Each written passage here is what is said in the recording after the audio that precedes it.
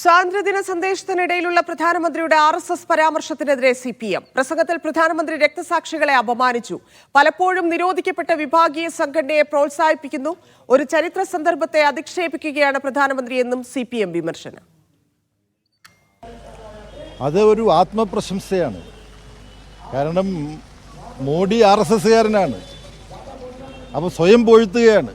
സ്വയം പൊഴുത്തുക എന്നുള്ള ഒരു സഹതാപാർഹമായ അവസ്ഥയിലാണ് ഇപ്പോൾ ഇന്ത്യയുടെ പ്രധാനമന്ത്രി എന്ന് മാത്രമേ അതിന് അർത്ഥമുള്ളൂ. ഇന്ത്യയിൽ ഒരുപാട് വർഗീയ ലഹളകളിൽ ആയിരങ്ങളുടെ ജീവനെടുക്കുകയും രക്തമൊഴുക്കുകയും ചെയ്ത ഒരു അർദ്ധസൈനിക ജനാധിപത്യരഹിത ഫാസിസ്റ്റ് നവഫാസിസ്റ്റ് സ്വഭാവങ്ങളുള്ള ഒരു സംഘടനയാണ്. രഹസ്യ സ്വഭാവമുള്ള ഭരണഘടനാ ബാഹ്യമായ ഒരു സംവിധാനമാണ് ഈ RSS, രാഷ്ട്രീയ സ്വയം സേവക് സംഘ്. മഹാത്മാഗാന്ധിയുടെ വധത്തെ തുടർന്ന് ഇന്ത്യ ഗവൺമെൻറ് നിരോധിച്ച സംഘടനയാണ് RSS. അതിനെ പൊഴുത്തുക എന്ന് പറയുമ്പോൾ തന്നെ വളർത്തിയ താൻ ഭാഗമായിട്ടുള്ള RSSനെ പൊഴുത്തുന്നത് ആത്മപ്രശംസയാണ് എന്നുള്ളതിനകത്ത് സംശയമില്ല.